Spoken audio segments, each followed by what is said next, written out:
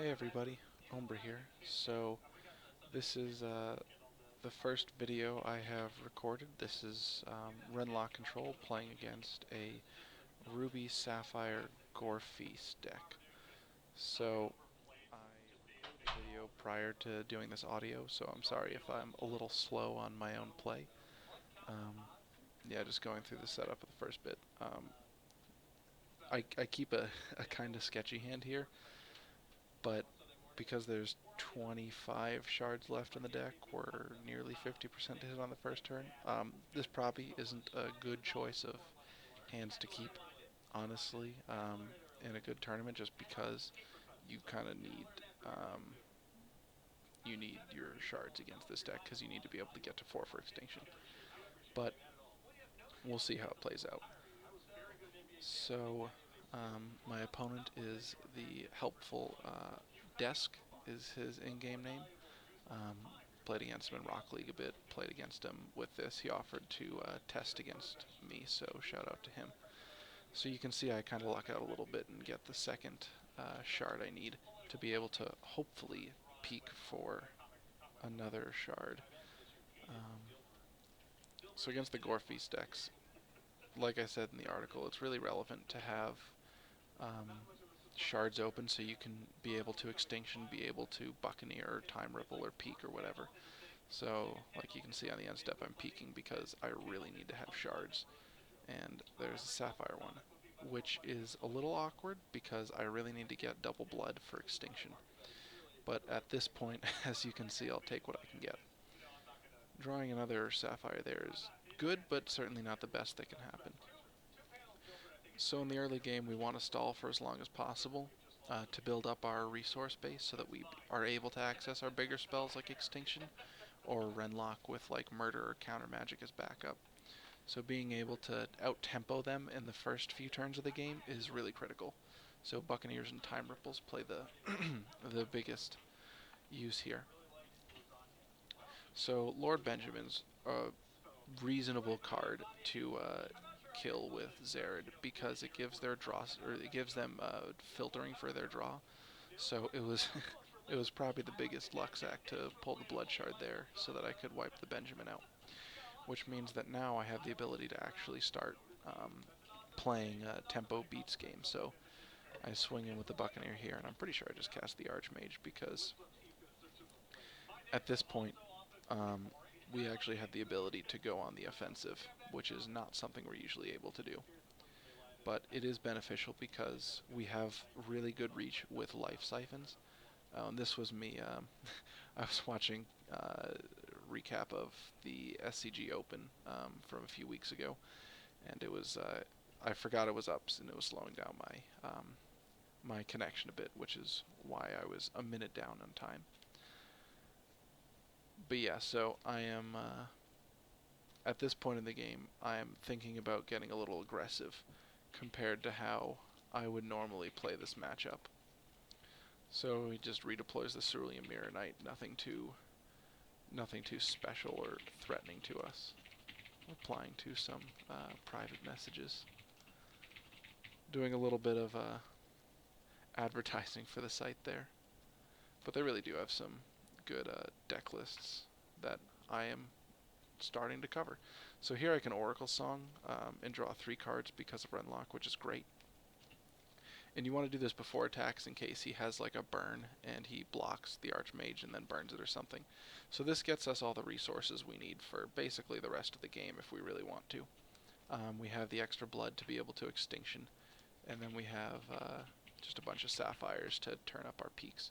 So that Oracle Song drew us pretty much everything we needed it to, which was just exclusively resources.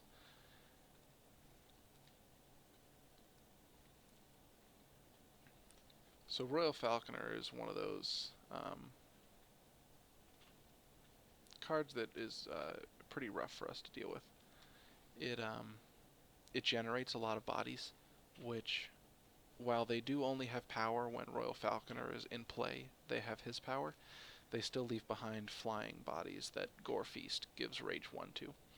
And I have been killed by just a Gore Feast with Royal Falcons before, which was a bit embarrassing. So he gets his little combo with Polka's activation and Cerulean Mirror Knight. But from our board state, there's not much we can do about it. And, I mean, he's going to get a lot of draw anyways, because we haven't had targeted removal to deal with the Cerulean Mirror Knight. So every single one of his Falcons and Falconers also has that trigger. So here we just swing in because we're going to cast Extinction, because a Gore Feast on his board just lethals us. So we're just going to try and get as much damage in as we can, and then we will go ahead and drop Extinction, which, while drawing him a bunch of cards, saves us from dying this turn. And we drew Life Siphon, which is relevant, because Life Siphon's kind of the second part of the game plan when we go a little aggressive early. So we've put him down to 10, which means we only need to get up to 11 resources untapped, which is reasonable because he hasn't really deployed any big threats and he's pinned down on resources. So because he's bottlenecked, we'll be able to stall for a bit, just trading 1 for 1 and not having any big issues. And we actually have basically all the resources we need to be able to get to that point. And Oracle's Song lets us draw into threats here. So now we're up to 7 resources, so Oracle's Song will draw us into castable of Extinction, Counter Magic, all that. And we drew Counter Magic there, which is one of the best things we can do, because his board currently isn't terribly threatening, because next turn we'll be able to Zerad away his Lord Benjamin, and we can keep him from getting too much. So Cerulean Mentalist, this is one thing I'd think about countering, but what I'm really scared of here is another Royal Falconer or a Gore Feast. And right now, Cerulean Mentalist and Cerulean Mirror Knight's nice little Inspire trigger is not what is threatening us. So here he just swings in for 2, and we're at a fairly comfortable 14 life. And because we have Life Siphon, we can always fire it off for a non-lethal amount, just to push us out of actual kill range if we really had to, which is why I'm comfortable letting the Mentalist resolve. So this turn, drew another resource, nothing fancy, but it ticks us up 1 closer to victory, and then we'll just Zerad away as Benjamin and pass back. Counter Magic up, protecting us from Royal Falconer being like the biggest bomb he could drop right now, because every single one of those troops it produces would be able to attack us to draw cards and die to draw cards. And that's a little more cards than we're equipped to deal with. So he's probably thinking about what he wants to do right there. No Gore Feast, so he'll just go to attacks. The reason he does this is because in case we have some kind of removal spell, he doesn't want to like cast the Royal Falconer beforehand and have us kill one of his guys. So he might as well just get his stuff out of the way. So here he's going to burn us just to not have to discard to hand size, which is fine. Pushes us a little lower, but we're in this pretty much to win, not to stall the game any longer than Life Siphon for 10 costs. So 2 more turns, and we have achieved victory. If I recall correctly, it gets really close. I'm pretty sure I won this game at like 1 life. So on the current board state, we have 3 turns, and it only takes us 2 to win. Burn doesn't actually drop the turn count any there, because it still only lets him swing in for 2 each, or 3 each turn. So it'll put us down to 4, which again we're fine with, because in 2 turns we can Life Siphon him for his life total. Yeah, and he'll just pass. So right now he's representing Counter Magic, which is one of the reasons why I don't want to ever fire off a Life Siphon just like this, because then we just straight up lose. So with a Murder and a Counter Magic, we are actually pretty much protected against anything he does this turn, because if he casts a spell, we untap and kill him. And with Counter Magic, we can protect our Murder from any opposing Counter Magic he has. So here he'll swing in for 3. We're getting close. If he hits us with those and has a burn, we die. So I'm just going to Murder here, and there he forces Counter Magic, which we can then counter, clearing the path for Life Siphon for lethal. So this is how game 1 went. So if you're on the out-tempo them plan and they get a little pinned on resources, you can actually just bash them a few times with Wrenlocks and Buccaneers and then Life Siphon them. In this game, he never saw like Storm Colossus or any of our big threats because we were able to do so much damage with the little guys. Yeah, so I guess I ended this game on, I guess technically 13 life, but 3, not 1. And so here, what I draw is completely irrelevant. So I just go ahead and take out that life siphon and blast him. And then we go to the reserves.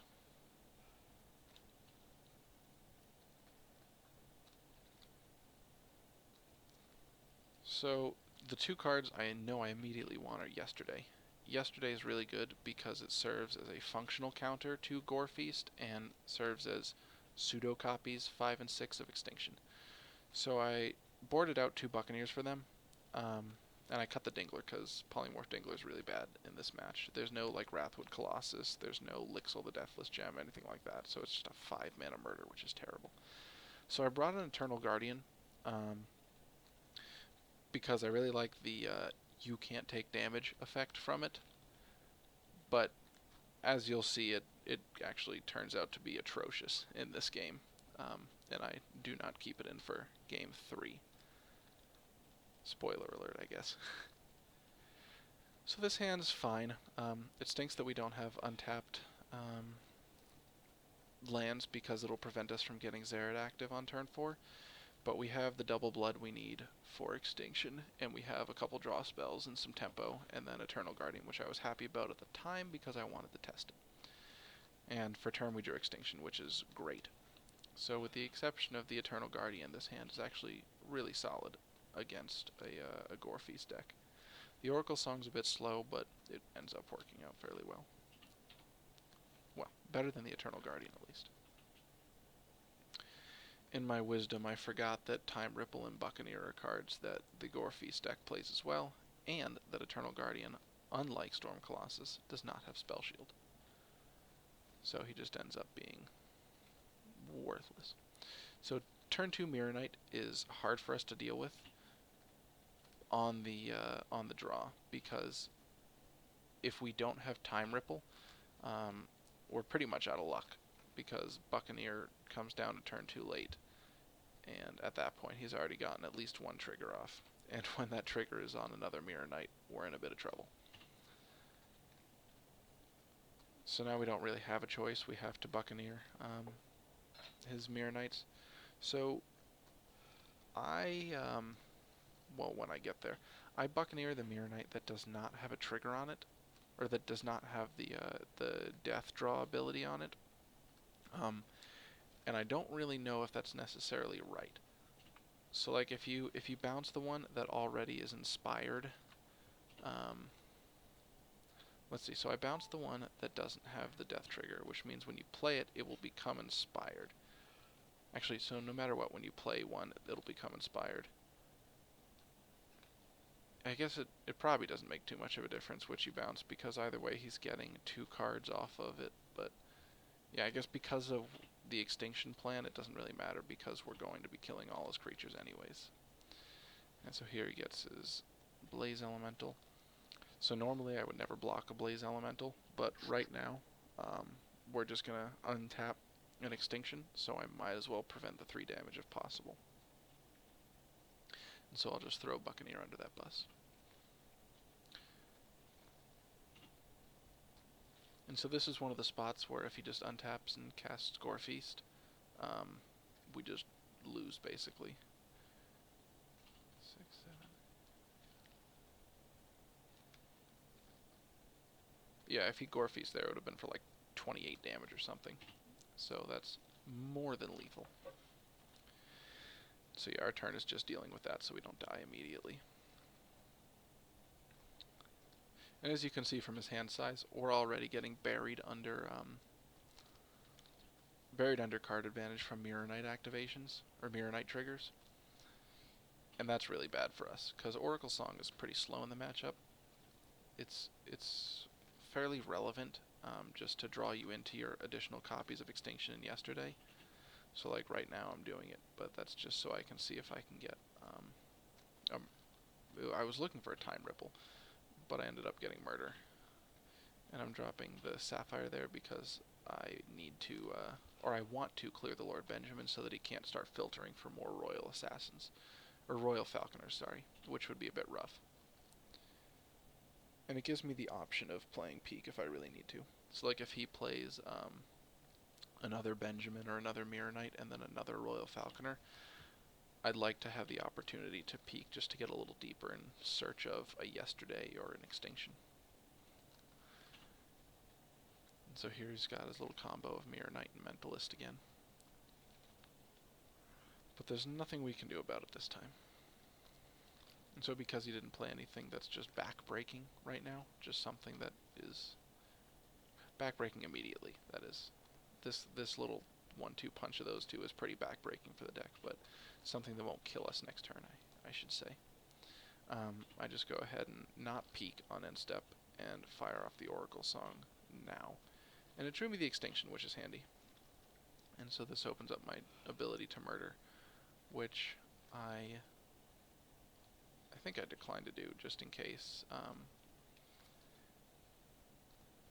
So if all he does is attack for 3, then I'm not going to murder because it's not that relevant, and I'd rather save the murder for if he goes for another Mirror Knight or a Royal,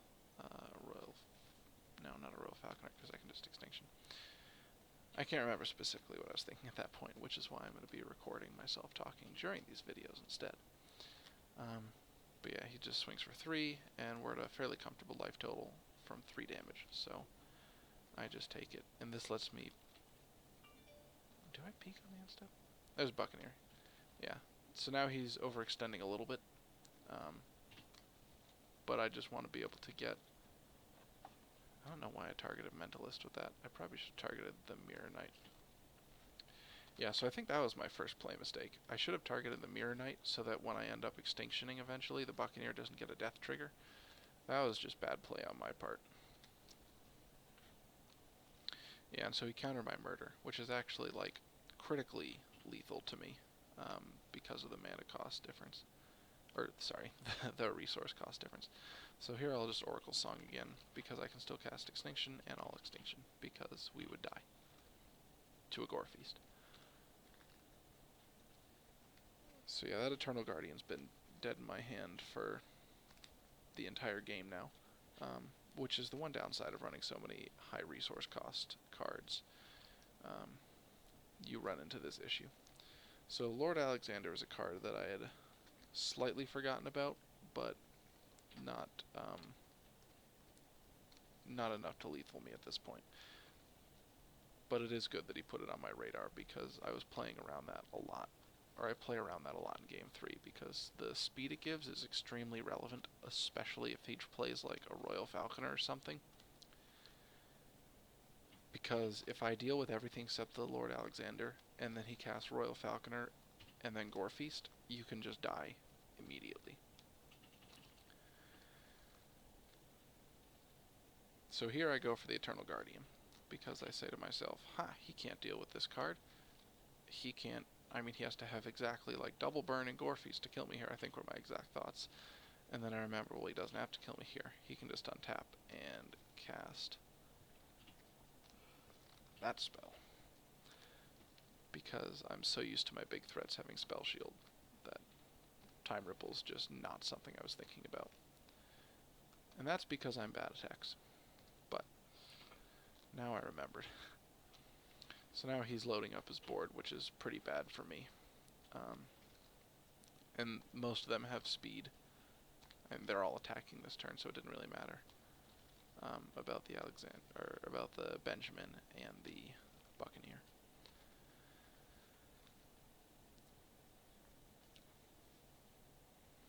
So he'll just slam in for a lot.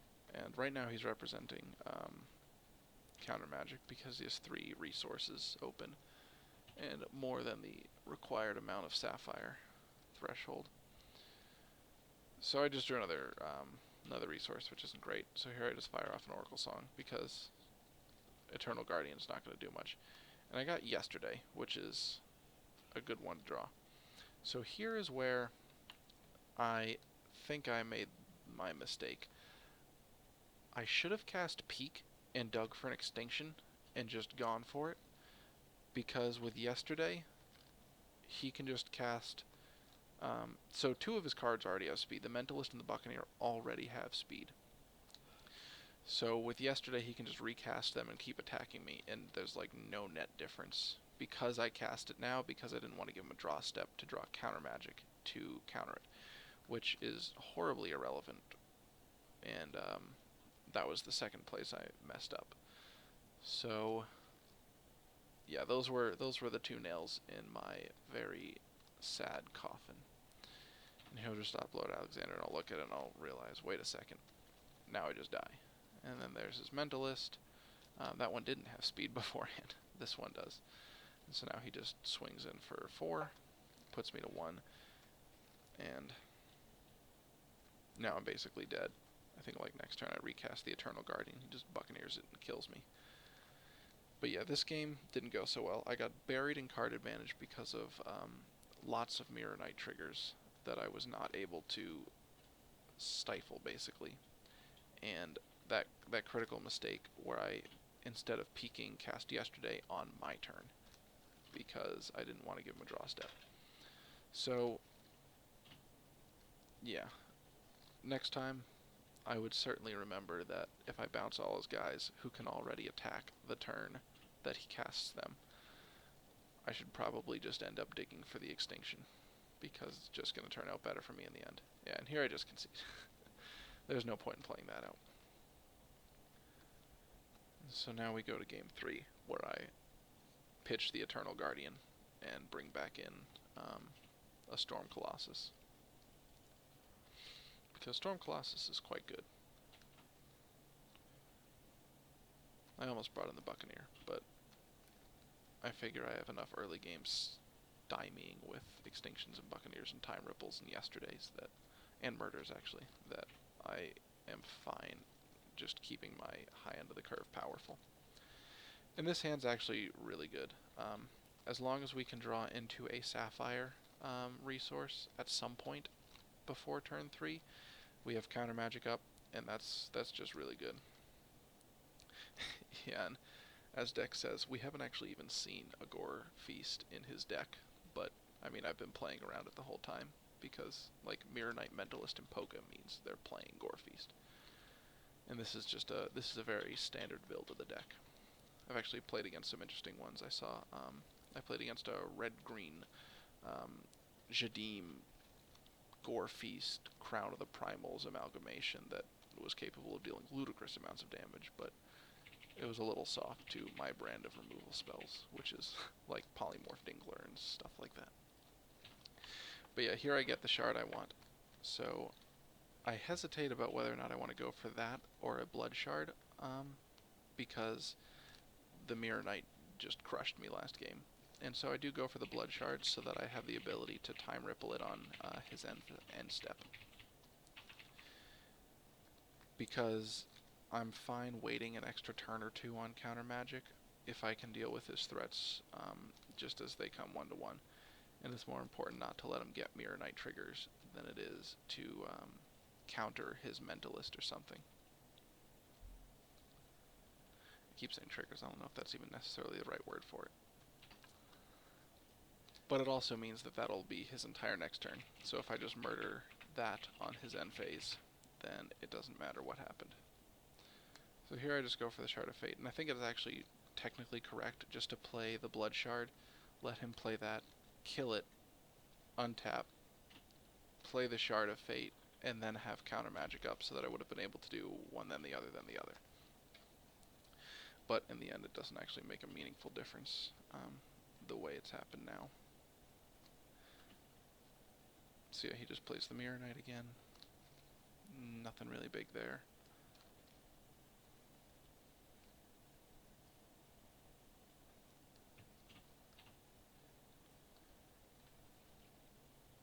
And now I just untap, play my resource, and pass back. I think I passed back. I'm pretty sure I passed back, yeah. I elect to actually play a control strategy this game, not like in game 1 where I was basically the aggro deck against Gore Feast. But here I have the ability to counter magic if he plays like a Royal Falconer or something, or murder if he plays a Mentalist. Yeah, so I'm just going to kill the Mirror Knight now. If it was actually the card Royal Falconer, I would have countered that in an instant. But the Mentalist is not as big a threat in the immediate term as a Royal Falconer, so I can just kill the card that generates him realistic advantage, because Mentalist isn't a huge issue for me, especially when it's not inspired by anything. It's just a 2/3, and I'm fine taking a burn every turn to actually prevent real issues. So here he goes for Polka, which is a good card. And there he goes for Gore Feast. There's the card. So I think about counter magicking it, and then I realize I can just resolve Yesterday here, which counters Gore Feast functionally, as well as sets him back a few turns. And I actually kind of like that play, because counter magic I can always use again on another Gore Feast if I want to, but Yesterday has limited time windows, and I think in response to a Gore Feast is probably the best time window we have to cast it.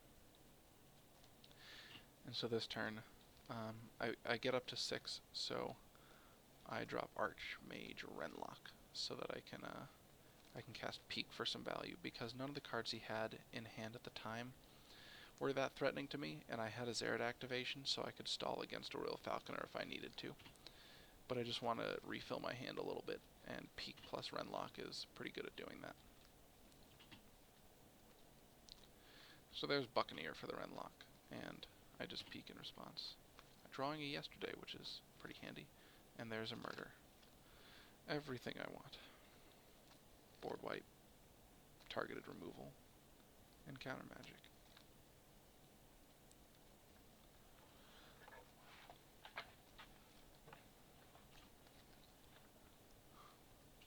And this play doesn't break my heart, because again I'm taking like 2 damage from this Buccaneer over the course of a few, or 2 damage each turn maybe. So I just play that again and pass back, because I have access to both Murder and counter magic. And I don't want to get greedy and play Wrenlocke, Archmage Wrenlocke, without having really anything to do afterwards. Because then if he dies, then it's basically a wasted card. And I want to be able to draw cards off him. It's kind of the point. So here he goes for Royal Falconer, and I don't even hesitate, I just snap counter that, because that card is so good. And it's a lot less good for 6. And here I just save the Murder for more relevant cards later.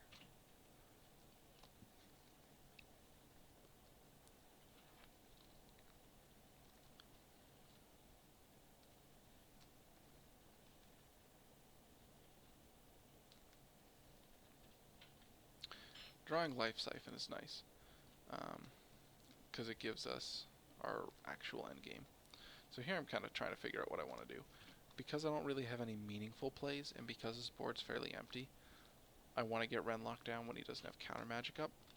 Because, I mean, worst comes to worst, he just bounces it again, which is, I'm pretty sure what he does. He just casts another Buccaneer.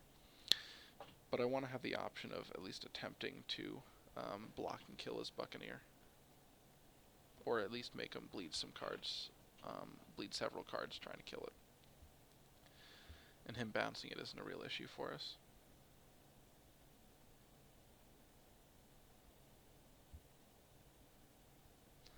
And here he casts his Blaze Elemental, so he'll come in for 5 and get his card draw off of the Blaze Elemental.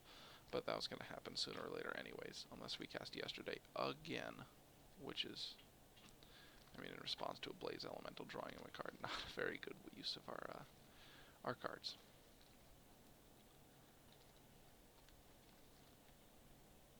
So there's Storm Colossus, which is pretty good right now.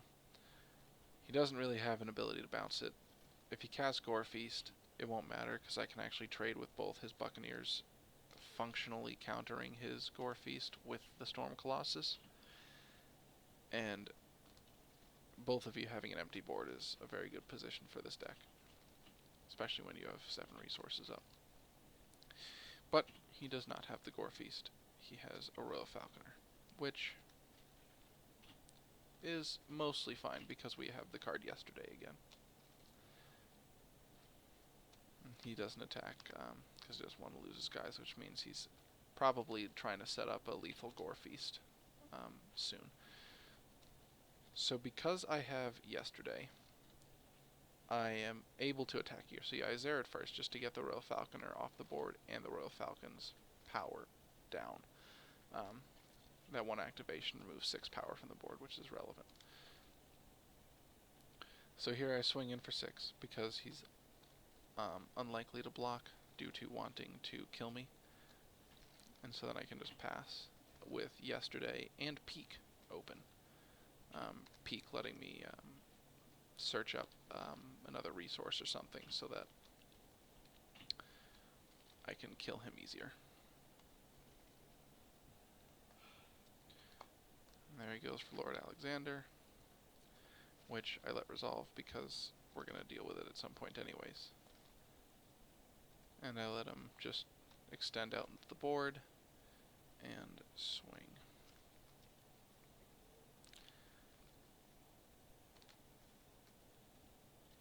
So here's where I consider casting yesterday. So I want to peek first to see what's going on. So we've got Oracle Song, which lets us draw into stuff. And so here I cast yesterday just because I'm preventing 6 mana, getting him to discard some, and stopping the setup of another lethal Gore Feast next turn. So it's not necessarily wrong to take that damage there, but I don't want to get into range of him being able to like burn to the ground in case he's running that, which they don't necessarily run, but it could be pretty bad for us if he does. And here he's just going to pitch the Royal Falcons, which is a decent choice on his part. And there I have the Sapphire Shard that I was looking for, and so I'm just going to Oracle Song with Murder backup. Again, going a slightly more controlling route. And I drew a counter magic too, which is quite relevant. So I don't want to just rush and slam the Storm Colossus in case he casts like Lord Alexander and then, or like Cerulean Mirror Knight and gets some guys down that are going to give me some trouble later. So again, I let the Mentalist resolve because 2 damage doesn't bother me too much, and he doesn't have the ability to draw off of it. And the Lord Alexander I do want to counter, because giving the other guys speed, so like if I cast Storm Colossus and then swing next turn, and then he just drops a Royal Falconer on his turn with an Alexander out, he actually kills me from the life total I'd be at. And I have him close to dead anyways, so I just want to not give up too much points of life. And Alexander represents a lot of life that you lose all at once. And there's an Oracle Song.